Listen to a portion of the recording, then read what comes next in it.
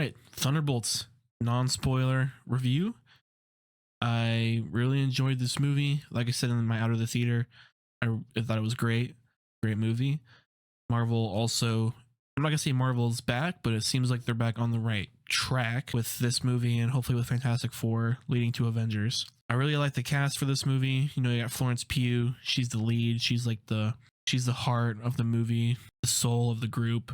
You got her as the White Widow. You got David Harbour as the Red Guardian. You got White Russell, who's back as John Walker, which we first saw in Falcon Winter Soldier. You have Ghost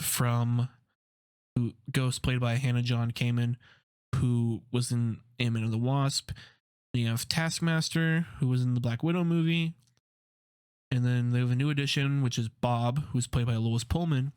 I'm not going to really say what his role is because I don't know if everyone knows exactly what he's playing. But the cast all around is good. I know a lot of people are comparing it to Suicide Squad, which in terms of like, not in terms of like everyone dying, but them all being not the best people with not the best history.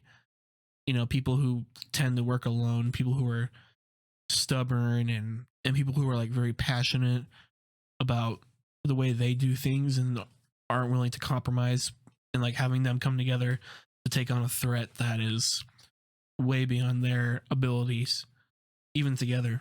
And I like the theme for this movie is about depression and mental health, like Bob's whole thing and just his character and the way it's described and how it unfolds is all explained with, you know, mental health stuff. So that was really interesting to see that addressed in a mainstream, you know, MCU movie of all things, which I know a lot of people don't really take mental health too seriously.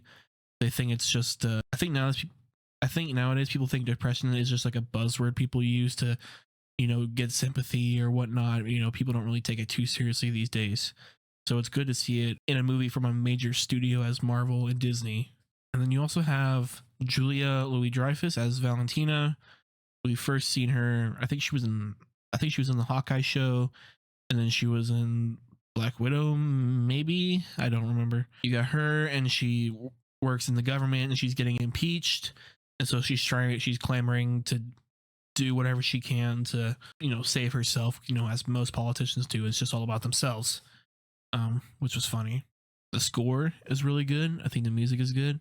The music was done by Sun Lux. I've never heard of this group. Oh, they did Everything Everywhere All at Once. Okay, so that was what the big thing was. Yeah, so people who did the music for Everything Everywhere All at Once did the score for this movie, and you can tell it's really good, memorable.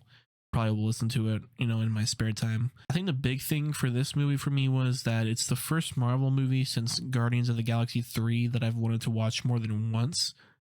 Like, you know, the other movies I see it once and I'm like, okay, I don't really need to watch it again, you know, unless I do a rewatch one day. But you know, I feel like a lot of those will just skip because, you know, I don't want to waste 2.5 hours on mediocre movies, you know, like Thor: Love and Thunder, which is not even mediocre. The movie's just kind of booty. The movie's also pretty dark in terms, like I was talking about depression and stuff earlier.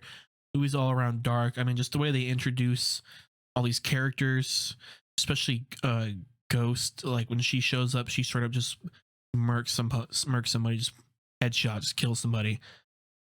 And it's just like, damn, these people, you're right, they're like, these people are, you know, trained assassins, killers, mind-washed super soldiers, all these things. You just forget how brutal they can be in their line of work when they need to be. Even so, the movie is also about redemption, and like even it says on the poster, it's like everyone deserves a second chance. So them forming the Thunderbolts and whatnot. So I'll get more into it in my spoiler review, but that's just like the main gist of the movie. But yeah, I'd say check it out. I'd probably give it a 4 out of 5. I want to see it again, so I imagine it might go up when I see it again, but we'll see. There are 2 post-credit scenes, so I would stay for those, or you can just leave and look them up because they're leaked online already, so you could just do that as well. But overall, Marvel is on the right course. Hopefully Fantastic Four also hits. I really enjoy the trailers for that, so I imagine it will, at least for me personally. But Yeah, comment down below. Have you seen Thunderbolts? Did you like it? Did you not like it? Are you going to see it again? Are you never going to watch it again? You know, are you like me with the other movies where it's just like, yep, one and done, you know, whatever, what's next? Yeah, let me know. Hit the like button, subscribe. Peace.